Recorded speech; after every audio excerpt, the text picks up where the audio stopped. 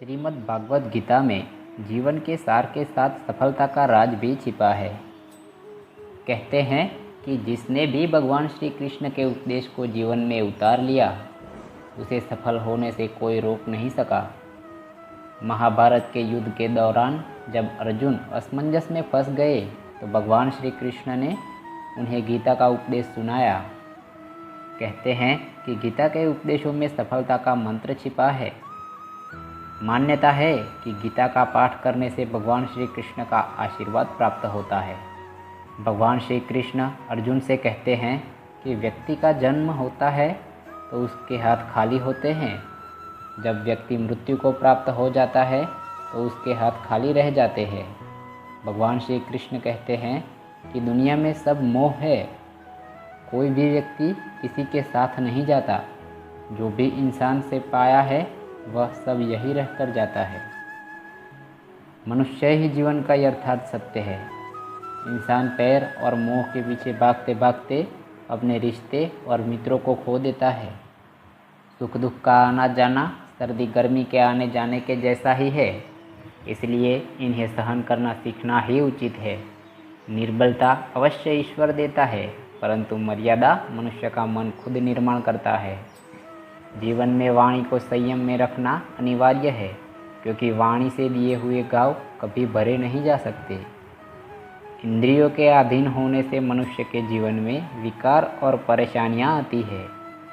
सुख दुख का आना जाना सर्दी गर्मी के आने जाने के जैसा ही है, इसलिए इन्हें सहन करना ही उचित है। मनुष्य उसके लिए शोक करता है जो शोक करने के योग्य नहीं है, और फिर भी ज्ञान की बातें करते हो। बुद्धिमान व्यक्ति ना जीवित और ना ही मृत्यु व्यक्ति के लिए शोक करता है। जो हुआ अच्छा हुआ, जो होगा अच्छा होगा। स्वयं को मुझ पर छोड़ दो, अपने कर्म पर ध्यान दो। कर्म ऐसा जो स्वार्थ रहित पाप रहित हो। जीवन में समय चाहे जैसा भी हो, परिवार के साथ रहो। सुख हो तो बढ़ जाता है और दुख हो तो बढ़ जाता है। मोहग्रस्त होकर अपने कर्तव्य पथ से हट जाना मूर्खता है, क्योंकि इससे ना तो तुम्हें स्वर्ग की प्राप्ति होगी और ना ही तुम्हारी कीर्ति बढ़ेगी। श्री कृष्ण कहते हैं कि सत्संग ईश्वर की कृपा से मिलता है, परंतु कुसंगति में पड़ना मनुष्य अपने ही हाथों में होता है। इच्छा पूरी नहीं होती तो क्रोध बढ़ता है, और इच्छा पूरी होती है तो लोभ बढ़ता है। इसीलिए जीवन की हर स्थिति में धैर्य बनाए रखें। धर्म केवल रास्ता दिखाता है, लेकिन मंजिल तक तो कर्म ही पहुंचाता है। वह जो सभी इच्छाएं त्याग देता है, मैं और मेरे की लालसा तथा भावना से मुक्त हो जाता है, उसे शांति की प्राप्ति होती है।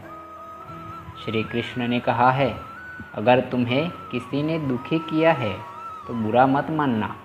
लोग उसी पेड़ पर पत्थर मारते हैं जिस पेड़ पर ज़्यादा मीठे फल होते हैं।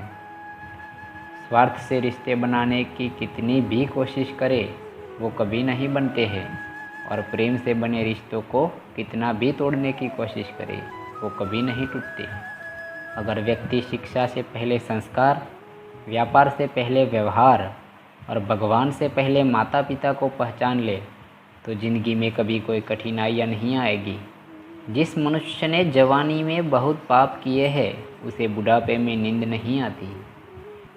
श्री कृष्ण कहते हैं कि मनुष्य को अपने मन को बार बार समझाना चाहिए, ईश्वर के सिवा उसका कोई नहीं है। परिवर्तन इस संसार का नियम है। कल जो किसी और का था आज वो तुम्हारा है, एवं कल वो किसी और का होगा। विषयों का चिंतन करने से विषयों की आसक्ति होती है, आसक्ति से इच्छा उत्पन्न होती है, और इच्छा से क्रोध होता है। क्रोध से सम्मोहन और अविवेक उत्पन्न होता है।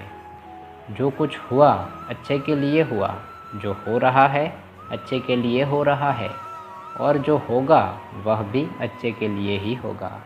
मेरे लिए न कोई घृणित है और न ही कोई प्रिय, न कोई निर्धन है और न ही कोई धनी। बस जो भक्ति भाव के साथ मुझे याद करते हैं, मैं उसका हूँ और वो मेरे। आप वही है जिसमें आप विश्वास करते हैं। आप वह बन जाते हैं जो आप मानते हैं कि आप बन सकते हैं। अगर तुम अपना कल्याण करना चाहते हो तो सभी तरह के उपदेशों, सभी धर्म को छोड़कर मेरी शरण में आ जाओ, मैं तुम्हें मुक्ति प्रदान करूँगा। जिस इंसान के चारों तरफ नकारात्मक लोग रहते हैं, उस इंसान का मंजिल से भटक जाना तय है। ज़िंदगी में सब कुछ खत्म होना जैसा कुछ भी नहीं होता। हमेशा एक नई शुरुआत हमारा इंतज़ार कर रही होती है। इंद्रियों के अधीन होने से मनुष्य के जीवन में विकार और परेशानियां होती है।